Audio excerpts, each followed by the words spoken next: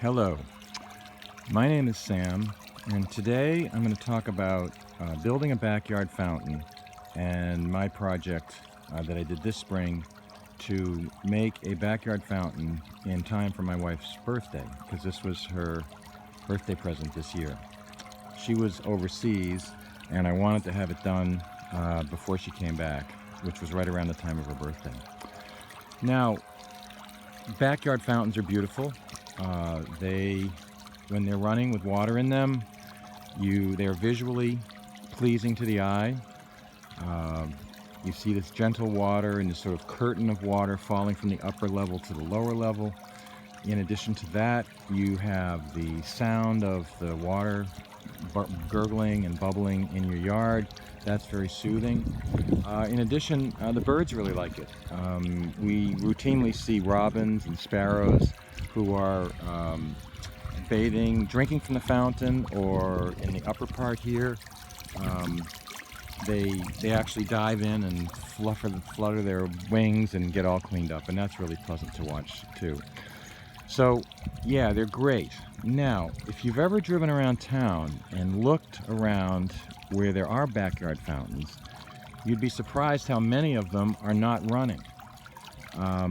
And there's an explanation for that. It's the reason that it's so common. You know, why would people have a nice backyard fountain like that but not have water running in them? I mean, go to all that work and expense and then not use it.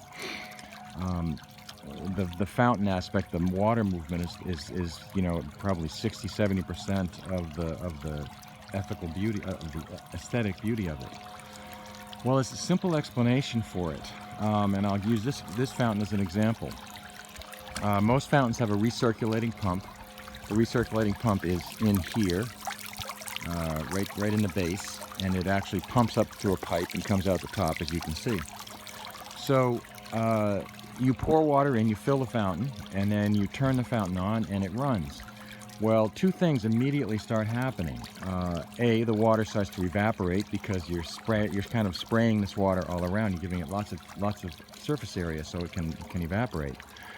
Secondly, most days there is air movement and wind, and in a fountain like this one, a two-level fountain, the wind will blow by, and these drops of water that are falling, they get blown off the fountain. And so every time a few drops get blown off to the side, away from out of the lower dish, that's lost to the fountain. So within a short period of time, most fountains run dry.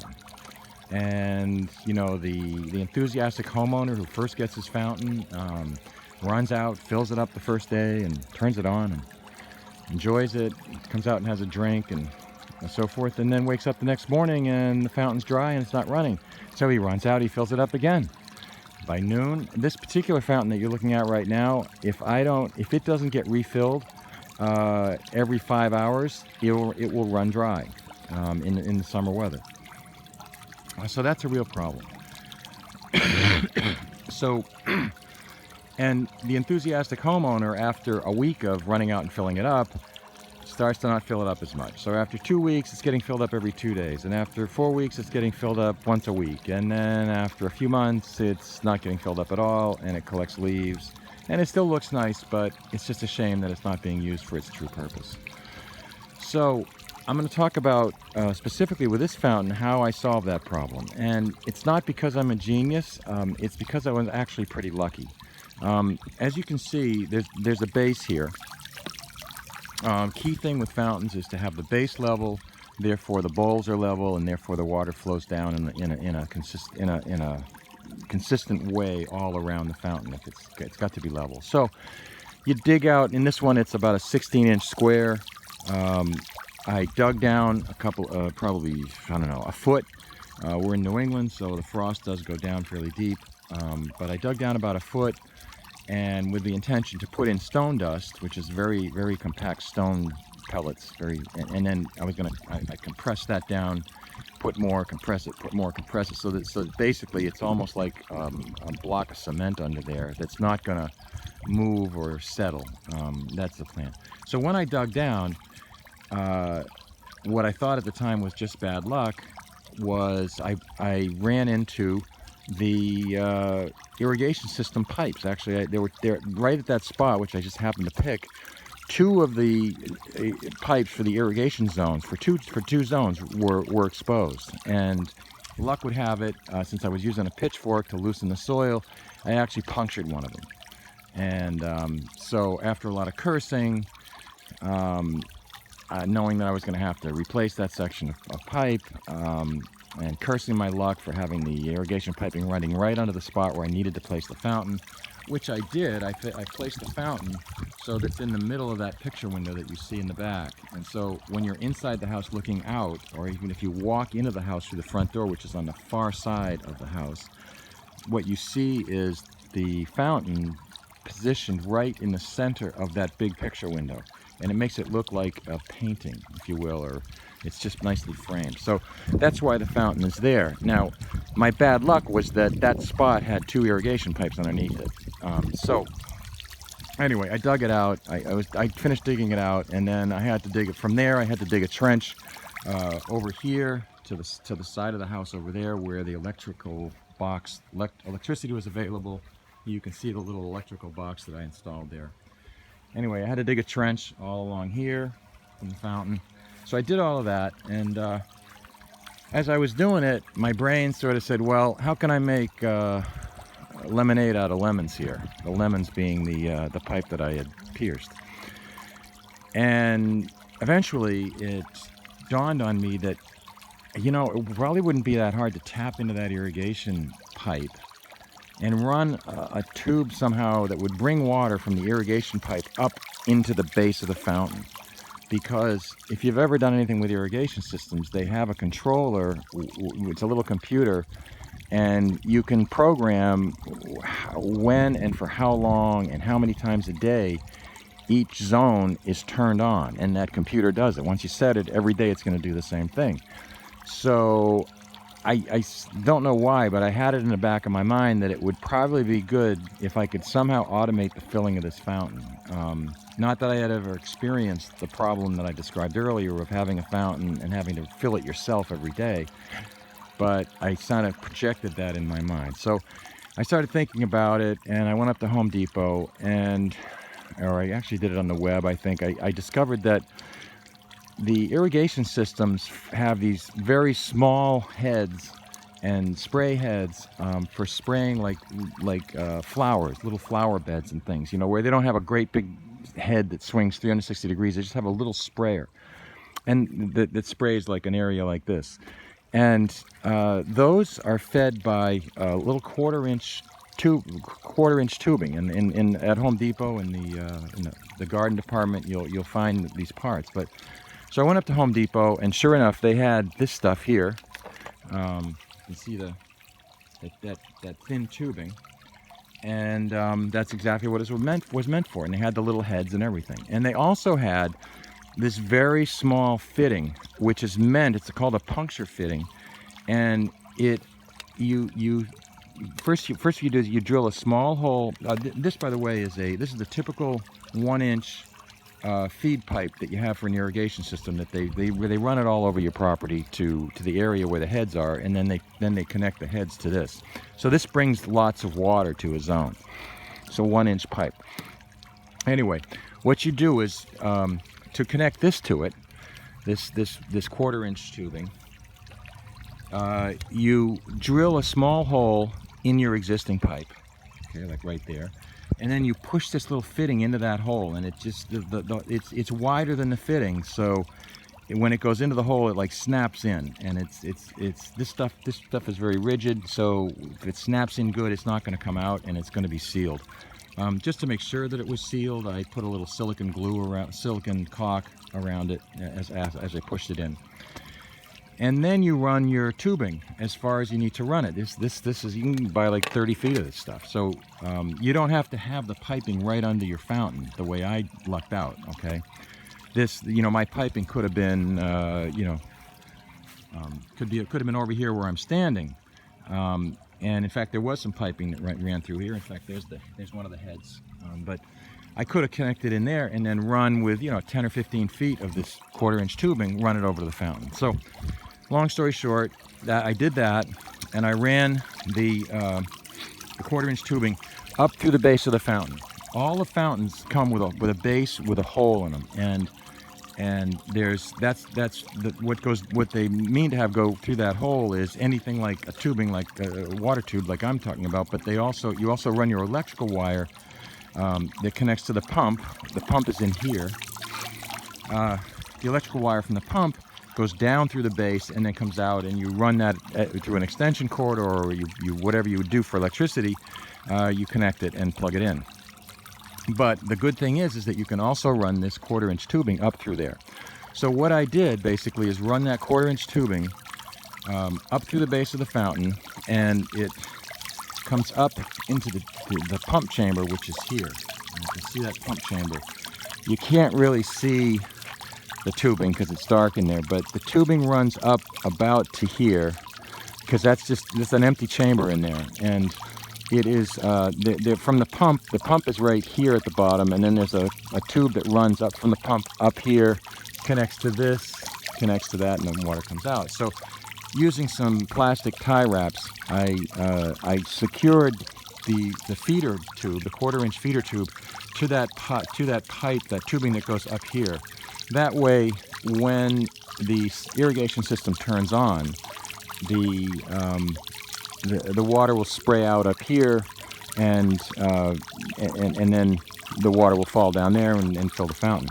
And that way avoid any risk of any siphoning problem. If the 1/4-inch tube was down below the water level, when the water stops coming out of it, it might siphon back down through the weight of gravity and be sucking water out of the fountain, which I didn't want to have that happen. So that's basically how it works. What I discovered when I was doing this was that the best thing to do for the irrigation system was to have a separate zone, or dedicate a separate zone to the fountain filling function. That required a little bit of creativity, because the pipe underneath it was going to an existing zone, which is way over there past where that boat, that blue tarp is, and there's like 3 heads over there. And so what I did is, it actually was zone 16 in my system. So I cut that pipe, and the part that I cut it right about here. So now the pipe to zone 16 was just going off with nothing feeding it. And I used a couple of these components, you know, a right angle and a T and so forth. It's easy to do. And a couple of pieces of this pipe. And I basically tapped zone 16 into, I think it was zone 9 that was going nearby and was running over there. So now basically I tapped into zone 9, and I spliced the pipe from zone 16 going over to those over there. I spliced the zone 16 pipe into the zone 9 pipe. So now zone 9 feeds those 3 and those 3, and there's enough water pressure that works fine. So that left zone 16 basically stopped off here and feeding the fountain. So what I did with zone 16 was, at the end of it, rather than just plug it, I put a small sprinkler head, which you see right here. So that's on zone 16. So the only things on zone 16 are the fountain filler and this little head here. And this is a low flow head, and every time the computer turns on zone 16, this pops up and sprays this area, and the feeder tube fills the fountain. Why did I do that? You may not have to, but what I was worried about is in the fall, if you live in an area where the ground freezes, you have to blow out your irrigation system. You can't leave water in the tubes, otherwise if it freezes, it'll crack the tubes and your system won't work the next spring. And they put a lot of high pressure air through those pipes and through those tubes when they do the blowout. And I was worried that if I didn't have some way to release that pressure other than the feeder tube for the fountain, which is only 1/4 of an inch thick, or in diameter, that when they do the blowout in the fall, it might blow that little press-in connector that I pressed into the tube, I described that earlier, it would just blow that right out of the big tube, and then my filler system wouldn't work next spring. So come this fall when they blow it out, this is going to pop up and air is going to flow out of there, and it'll make sure that all the water gets out of it. And of course air will also flow through the feeder to the fountain and blow the water out of that, which is what I want, because we have to empty the fountain and cover it up for the winter. So that is how I solve the problem of having the fountain not run out of water. And it's absolutely worked beautifully, because I programmed we have I think it's a Rainbird controller, and you have multiple programs, A, B, and C. So program A programs all the other zones. There's like 15 zones, and they all get 10, 15, 20, 30, 60 minutes depending on the situation for that zone. That's program A. And zone 16, which is the fountain filler, is not included in program A. I also have program B, and in program B, the only zone that's active in program B is zone 16. And the beauty of that is that you can program, you can set each program to run as many times a day as you want. So the main program for all the other zones, I just have that run once starting at 10 p.m. because you want to water your lawn at night when the water won't evaporate. And then program B, I program that to run zone 16 for 2 minutes at 6 a.m., 1 p.m., or no, 6 a.m., 12 noon, and 6 p.m. And that's exact for 2 minutes, and that's all it takes. The fountain is just full all the time, running perfectly. My wife and I went away for a week, and actually, it was 2 weeks, and the fountain was just running perfectly, full of clean water. The other advantage of this is that the fountain gets an injection of clean water every day. The other thing you'll find if you look at fountains is frequently the water is kind of cloudy and mucky and dirty, because if it's just recirculating for some reason and not getting refreshed, it gets that way. The only thing that does happen is you do get a little buildup of algae on a fountain, especially if it's in a sunny area. Even though the water is changing every day, you can see a little bit of that algae right here. I cleaned it a couple days ago with a scrubber and just rubbed that off, but it comes off easily. We ran this from April through early July, never touched it other than just letting it fill every day. I took like 20 minutes a couple days ago and just changed brushed up and sort of stirred up all the algae that was growing on the cement, and then flushed out the water, and we put new water in, and then now it's back to mix. So it's a very low maintenance solution and lets you really get the benefit of your fountain for years and years to come. A lot of homes these days do have irrigation systems, so I highly recommend looking into that. The one issue you will have is to determine where are your irrigation tubes. Now you can get an idea where they start because you'll have these boxes in the ground like this. Those are distribution boxes. So a main pipe comes in, and then multiple pipes go out to the various zones from there and from here. See, it says irrigation control valve.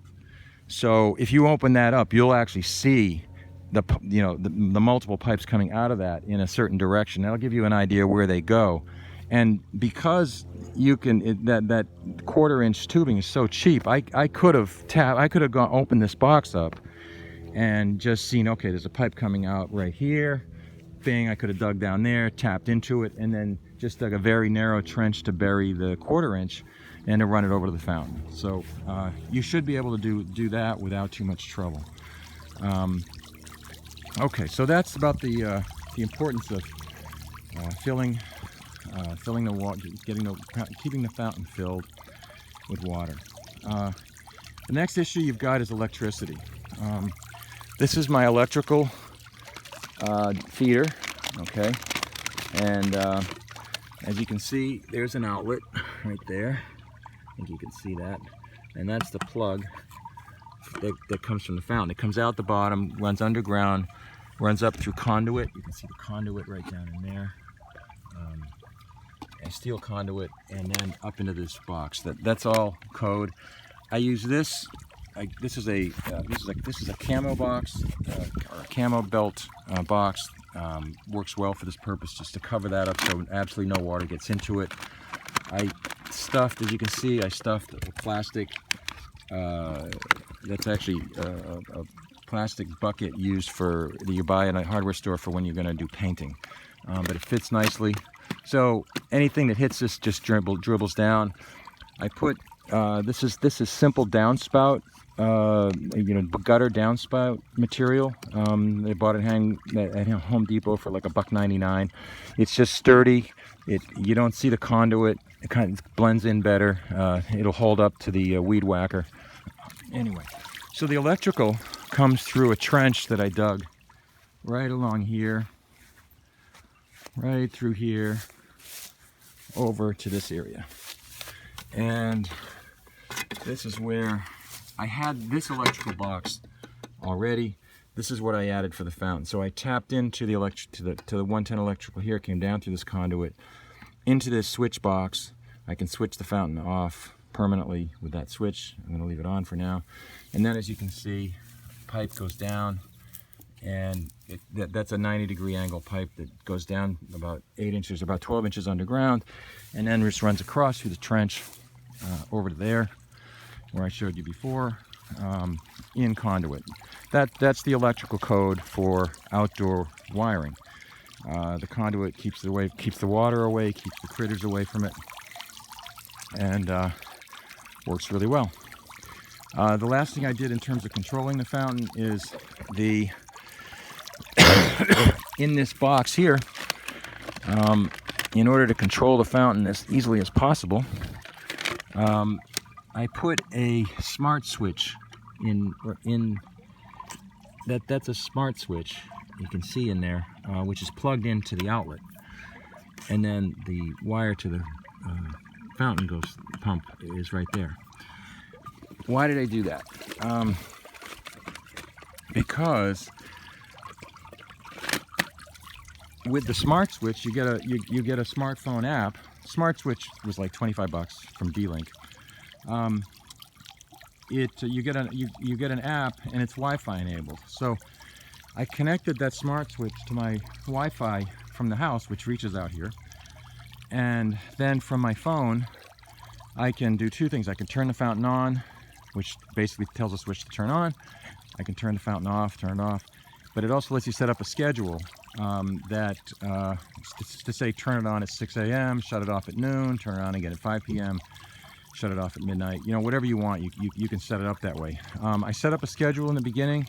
It worked great for 2 months, and then it stopped working.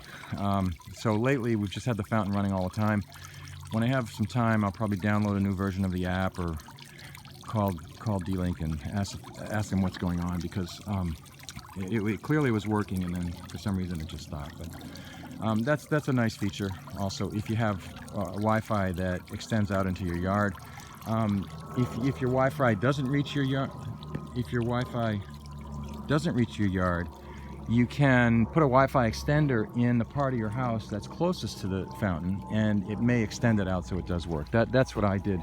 If you look on the wall, the far wall inside there, you'll see a little white thing in the wall. That's the Wi-Fi extender. All right, so putting in the fountain, it's pretty much just a mechanical job. Like I said, you dig a hole.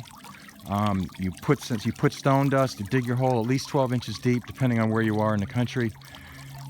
Pound it down, get something you can use. You can use a 4x4. I actually have a compactor, which is about a piece of metal with a post on it. It's about 12 inches square.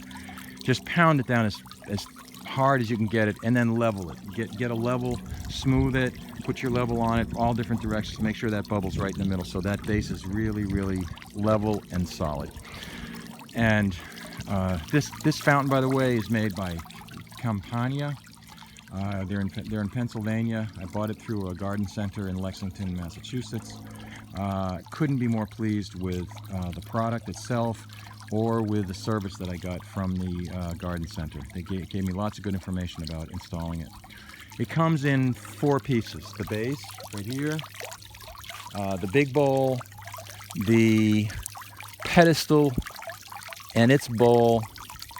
Let's see. No, let's see. The pedestal, the pedestal bowl, and the crown. So you build it from the bottom up.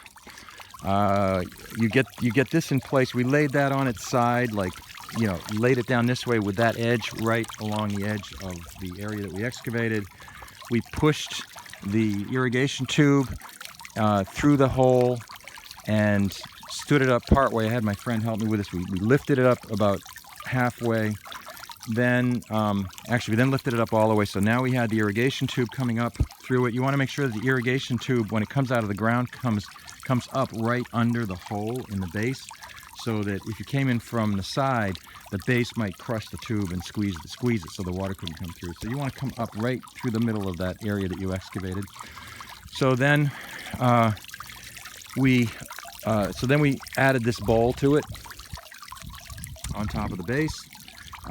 We installed the fountain in the base of the bowl. Then we tilted the whole thing slightly. We pushed the electrical tube, the electrical wire from the pump down through the hole.